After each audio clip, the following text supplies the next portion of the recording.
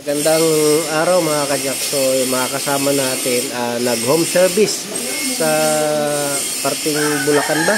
O North Caloocan. So eto yung report nila pinadala sa akin video, tapos ipapakita ko na rin kung paano sila mag-diagnose kung anong problema ng sasakyan. So marinig nyo yung kaiban ng tunog ng sira yung water pump at saka hindi. So napakahalaga ang water pump at may leak na rin. So due to replacement na yun, kasi nga may leak na rin, delikado pag nasiraan tayo ng water pump, malaking damage sa makina natin. So mga kajak, panoorin nyo to, baka sakaling ganyan din ang problema sa inyo, makita nyo. At saka isa pa, concern ng may-ari din na pagka i-start niya, tumitigas ang preno at ayaw mag-start ng sasakyan. So nag-alala, and then na-check naman ng mga kasama natin na battery lang.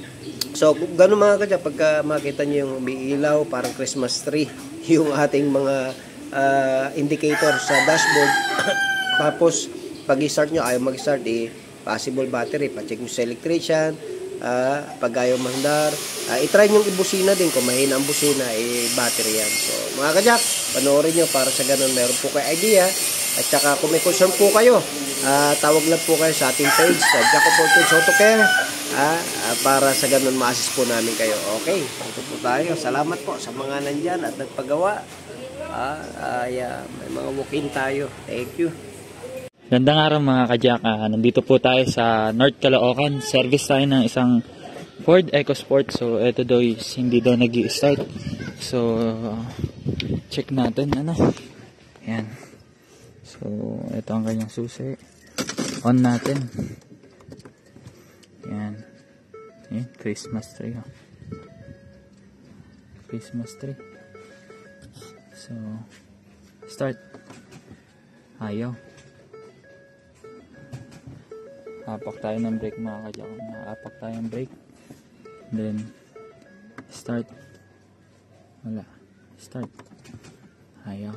So, upon checking, nakita natin mahina na yung kanyang battery. So palitin na. Ito is almost 2 years or kulang 1 year lang daw, sabi ni madam. Papalitan natin to. Try natin kung gagana mga kajak. So yun mga kajak, napalitan na natin ng battery ang ating Ford EcoSport, and ito ang kanyang luma. So ngayon try natin kung i-start na. Kuya Mark, start. Yun, ni-start na. So okay na tayo sa kanyang start. So ito naman ang pangalawang concern ni ma'am, itong naririnig na ingay. And upon checking, tignan pa natin kung saan nanggagaling yan mga kajak. So ano pa natin, tignan natin. Patay na Kuya Mark, patay. Tignan natin, update namin kayo kajak kung ano pang mga pwedeng makita, kung anong cause ng ingay na yan. So under observation mga kajak, ito nakita natin tong water pump. Yan lakas ng uga. Yan diyan nagmumula yung ingay. So palitin ang kanyang water pump, palitan natin yan. So yun mga kajak, ito po ang kanyang tagas. Yan po. Saka tapos ito, yung alog. yan, sa alog may play. Ayun dito kaya. Kaya ba? Ayun. Malakas. Ayun yung cause ng ingay.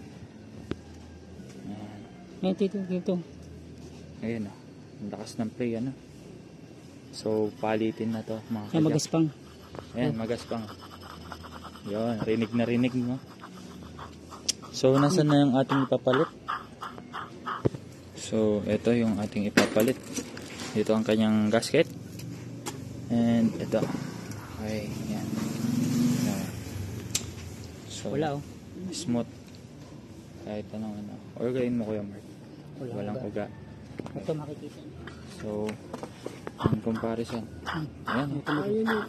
Ang lakas Hindi magandang ingay. Yung kabila. Ito yung brand new. Wala. Napaka-smooth. So, ito. Kabit natin yan. Ayan Jack, mga kajak, tapos na tayo. Nakabit na natin yung battery, yung alternator, ay yung water pump na pinalitan. check natin, paandarin na natin kung dun ba talaga. Gemik, andar. Wala na. Wala na po yung ingay. Deblade na lang natin para mag-okay yung ano.